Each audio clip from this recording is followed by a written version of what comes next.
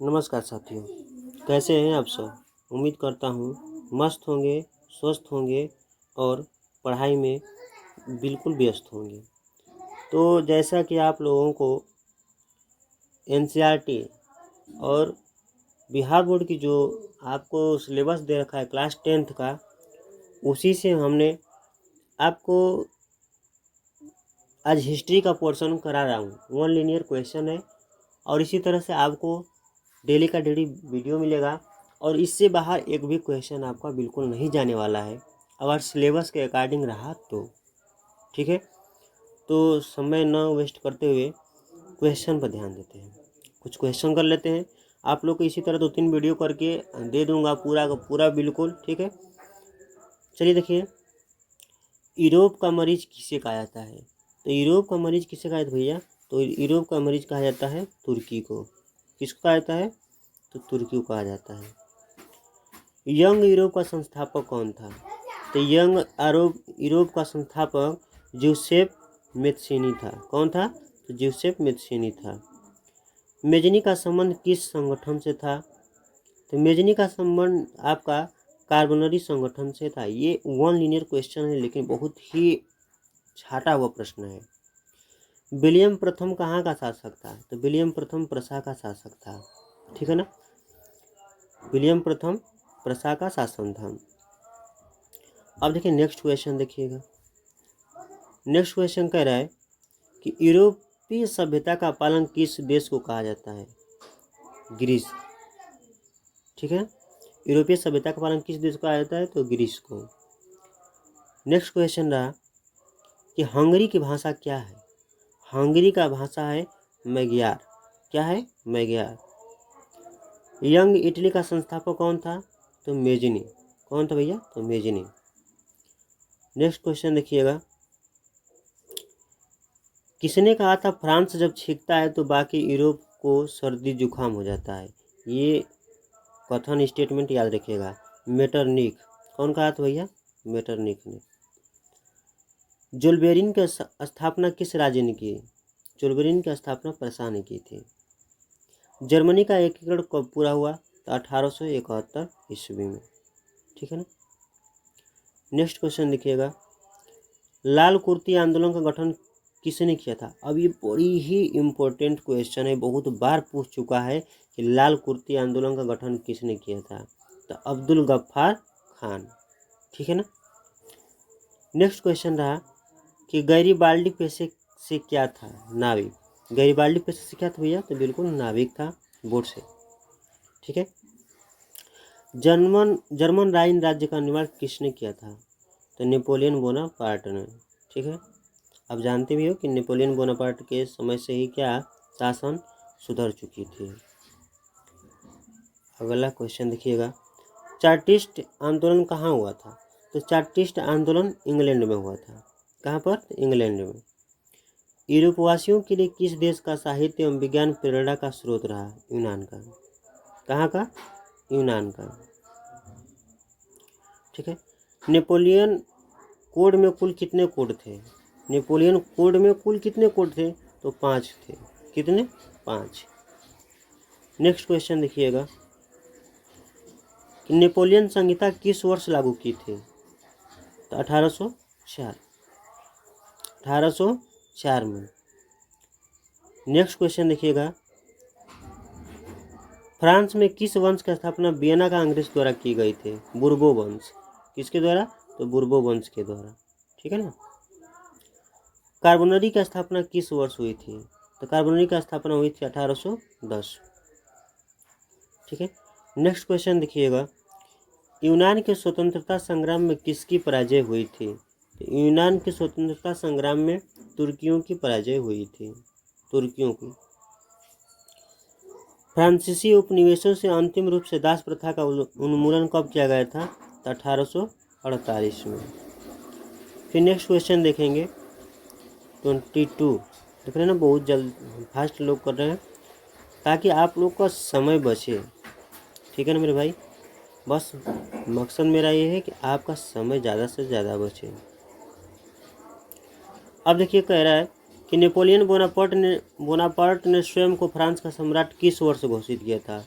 तो 1804 में। फ्रांस की राज्य क्रांति 1789 इसमें किसके शासनकाल में हुई थी? तो लुई 16वें की।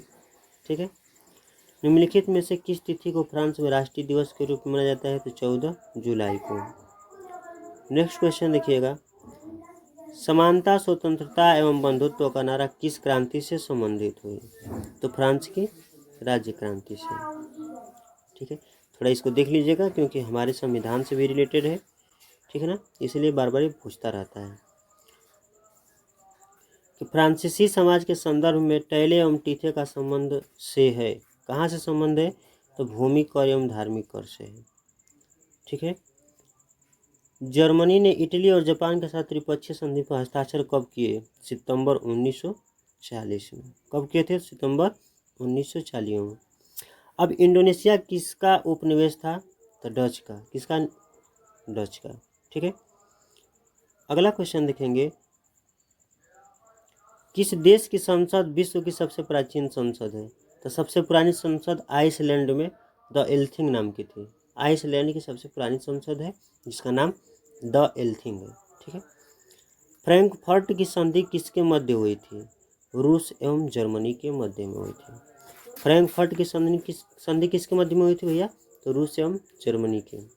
पूरा 50 क्वेश्चन करेंगे मेरे भाई। अगर आपको पसंद आ रहा है तो प्लीज़ लाइक शेयर सब्सक्राइब करना बिल्कुल न भूलिएगा, और आपको मैं टॉपिक वाइज ऐसे ही पढ़ाता रहूँगा। ठीक है। अभी आपको हिस्ट्री करा रहा हूँ, फिर आपको जियोग्राफी कराऊंगा, साइंस कराऊंगा, पॉलिटी कराऊंगा, इकोनॉमी। ठीक है। बहुत जल्द ही आपका मतलब 7 तारीख से एग्ज़ाम से पहले ही आपका मैं ख़त्म करा दूंगा, ये गारंटी है। अब देखिए अगला क्वेश्चन, वियना समझौता कब संपन्न हुआ था? तो वियना समझौता संपन्न हुआ था 1815 को। धुरी शक्तियों के अंतर्गत कौन से राष्ट्र शामिल थे? पूछता है कि धुरी और मित्र दो राष्ट्र थे, धुरी मित्र और मित्र राष्ट्र। ठीक है। तो धुरी में कौन कौन थे और मित्र में कौन कौन थे? तो धुरी शक्ति के अंतर्गत राष्ट्र शामिल थे जर्मनी, इटली और जापान। जर्मनी, इटली और जापान। और मित्र राष्ट्र में कौन थे? तो अमेरिका था, रूस था, ठीक है ना, ब्रिटेन था, ये सब थे। अगला क्वेश्चन देखिएगा कि 1856 में हुई पेरिस की संधि के प्रमुख प्रावधान थे टर्की साम्राज्य की प्रादेशिक अखंडता को बनाए रखने का वादा। ठीक है। अब देखिए ये राष्ट्रवाद खत्म हुआ। अगला है आपका समाजवाद एवं साम्यवाद, ये चैप्टर है समाजवाद एवं साम्यवाद, इसको देख लेते हैं। अप्रैल थीसिस किसने तैयार की थी? तो अप्रैल थीसिस तैयार की थी लेनिन ने। कौन? लेनिन ने। रूस में जार का क्या अर्थ होता है? रूस का सम्राट। रूस में जार का क्या अर्थ होता है? रूस का सम्राट। अब कह रहा है कि लेनिन की मृत्यु कब हुई थी? 1924 में। लेनिन ने नई आर्थिक नीति की स्थापना कब की थी? तो 1921 में। ठीक है। रास्पुटिन कौन था? रास्पुटिन, ठीक है, तो रूसी किसान था। सोवियत संघ का विघटन कब हुआ था? तो 1991 में। रूस की संसद को क्या कहा जाता है? तो रूस की संसद को कहा जाता है भैया ड्यूमा। ठीक है। नेक्स्ट क्वेश्चन देखते हैं। 40 क्वेश्चन हमारे कंप्लीट हुए, 10 क्वेश्चन और। कार्ल मार्क्स का जन्म कब हुआ था? तो कार्ल मार्क्स का जन्म हुआ था जर्मनी में। कहाँ हुआ था? तो जर्मनी में हुआ था। ठीक है। वार एंड पीस किसकी रचना है? तो वार एंड पीस रचना है टॉलस्टॉय की। किसकी? टॉलस्टॉय की। ठीक है। चलिए नेक्स्ट क्वेश्चन देखते हैं। नई आर्थिक नीति का जन्मदाता कौन है? तो नई आर्थिक नीति का जन्मदाता लेनिन है। रूस में कृषक दास प्रथा का अंत कब हुआ? तो 1861 ईस्वी में। ठीक है। चेका क्या था? चेका सोवियत गुप्त पुलिस था। चेका क्या था भैया? तो सोवियत गुप्त पुलिस था। अब देखिए दास कैपिटल की रचना किसने की थी? कार्ल मार्क्स ने। दास कैपिटल की रचना किसने की है? तो कार्ल मार्क्स ने। अगला क्वेश्चन रहा कि चार्ल्स फूरियर और सेंट साइमन किसके वास्तविक अग्रदूत थे? तो समाजवाद के। ठीक है। नेक्स्ट क्वेश्चन देखिएगा कि 1917 की बोल्शेविक क्रांति का नेतृत्व किसने किया था? तो लेनिन ने। किसने किया था? तो लेनिन ने। फिर नेक्स्ट क्वेश्चन देख लीजिए। रूस का पहला समाजवादी कौन था? प्लेखानोव। ठीक भैया।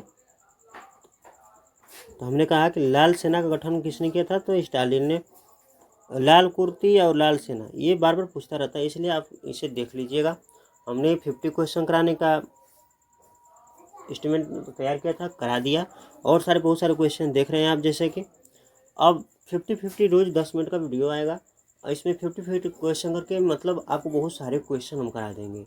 ठीक है, बिल्कुल घबराइए नहीं, मस्त तैयारी कीजिए। बस इसको रटना नहीं है, दो चार बार बीच ये को रोक के देख। एक बार 10 मिनट का वीडियो कितना समय लगेगा यार, टाइम निकाल के रिपीट कर जाइए बस। चलिए फिर नेक्स्ट वीडियो में मिलते हैं, तब तक के लिए सब साथियों को जय हिंद, जय भारत।